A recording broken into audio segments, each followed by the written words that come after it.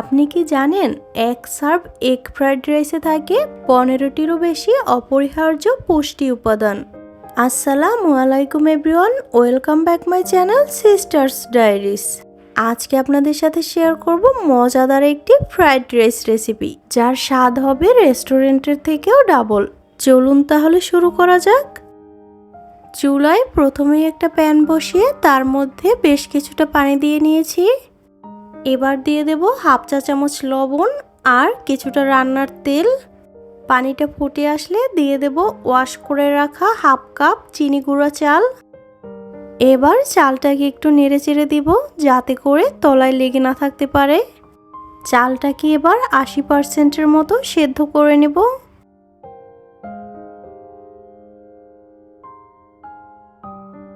রাইসটা কিন্তু 80%-এর মতো সেদ্ধ হয়ে গেছে। এই পর্যায়ে রাইসটা তুলে এক্সট্রা যে পানিটা আছে ওটা ঝরিয়ে নেব। রাইসের পানিটা ঝরানো হয়ে গেলে রাইসটাকে এভাবে একটু পাতলা করে ছড়িয়ে দিতে হবে। রাইসটা ঠান্ডা হয়ে গেলে এটাকে আধা ঘন্টার জন্য নর্মাল ফ্রিজে রেখে দিব। এবার চুলায় আবার একটা প্যান বসিয়ে নিয়েছি, দিয়ে দিচ্ছি বেশ খানিকটা বাটার। বাটারটা মেল্ট হয়ে আসলে এখানে একটা ডিম দিয়ে দেব। ডিমের মধ্যে সামান্য একটু লবণ দিয়ে দেব। এরপরে ডিমটাকে ঝুরি ঝুরি করে ভেজে নিব। ডিমটা ভেজে নেওয়া হয়ে গিয়েছে। এ পর্যায়ে এটাকে একটা বাটিতে তুলে নেব। এবার প্যানে আবার কিছুটা বাটার দিয়ে দিলাম আর দিয়ে দিচ্ছি 2 টুকরো রসুন কুচি। এবার রসুনটাকে হালকা একটু ভেজে নিব। এবার এখানে অ্যাড করব কাঁচামরিচ, পেঁয়াজ, গ্রিন ক্যাপসিকাম আর রেড বেল পেপার কুচি। এগুলোকে এবার 1 মিনিটের মতো একটু ভেজে নিব।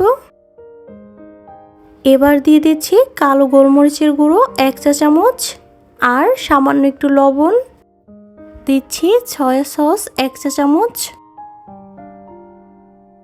টমেটো কেচাপ 1 চা চামচ। এবার সব কিছু আরও 2 মিনিটের মতো একটু ভেজে নিব। এ পর্যায়ে রাইসটা এখানে অ্যাড করে দিব। এবার নেড়ে চেড়ে রাইসটাকে মশলার সাথে ভালো করে মিশিয়ে নেব।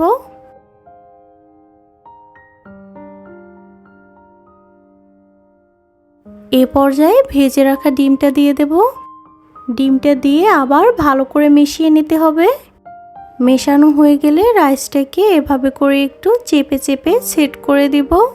এরপরে ঢাকনা দিয়ে ঢেকে এটাকে 5 মিনিটের জন্য দমে রেখে দিব। 5 মিনিট পরে ফিরে আসলাম।